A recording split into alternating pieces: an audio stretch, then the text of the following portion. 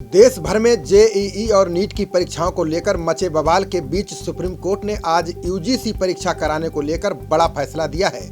अदालत ने कहा कि राज्य अंतिम वर्ष की परीक्षाओं के बिना छात्रों को पास नहीं कर सकते।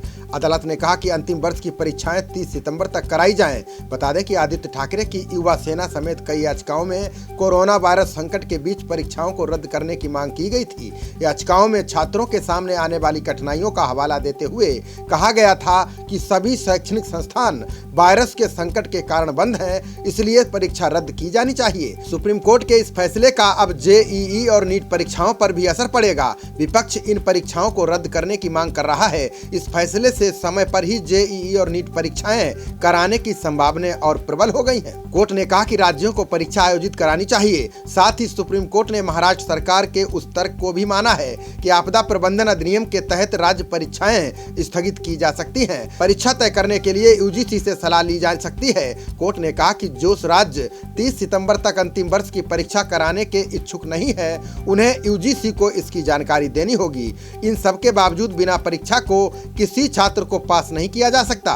बता दें कि जस्टिस अशोक भूषण की अध्यक्षता वाली पीठ ने अपना फैसला 18 अगस्त को सुरक्षित रख लिया था। याचिकाओं में परीक्षा रद्द करने के लिए तर्क दिया गया था कि छात्रों ने 5 सेमेस्टर पूरे किए हैं, इसी आधार पर फाइनल ईयर के रिजल्ट घोषित किए जा सकते हैं।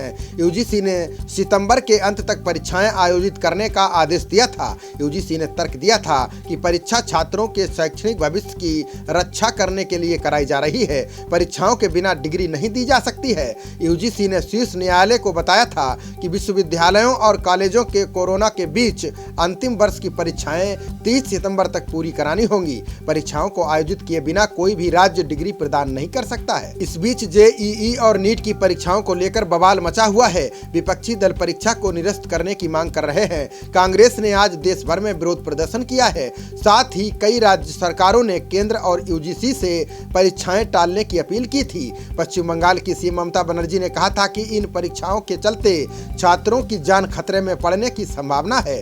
बनर्जी ने सरकार से इस खतरे का आकलन करने और हालात सुधरने तक परीक्षाएं स्थगित करने की अपील की थी। वहीं पूर्व मुख्यमंत्री अखिलेश यादव भी जेईई और नीट परीक्षाओं को कराने का विरोध कर रहे हैं। उनके कार्यकर्ताओं ने आज लखनऊ में प्रदर्शन किया। उनके कार्यकर्ताओं की पुलिस के साथ झड़प भी हुई। वहीं तमिलनाडु के मुख्यमंत्री के पलानीस्वामी ने कहा कि अंतिम सेमेस्टर को छोड़कर स्नातक और स्नाकोत्तर पाठ्यक्रमों की अन्य परीक्षाएं कोरोना वायरस महामारी के मद्देनजर रद्द कर दी गई हैं। उन्होंने कहा कि अंतिम सेमेस्टर की परीक्षाओं को छोड़कर अन्य सेमेस्टर से जुड़े विषयों के लिए शुल्क का भुगतान करने वाले एवं परीक्षाओं का इंतजार कर रहे छात्रों को परीक्षा देने से छूट प्राप्त होगी और उन्हें अंक दे दिए जाएंगे। खबरों का सिलसिला जारी रहेगा। देखते रहिए जनप्रवाद। नमस्कार।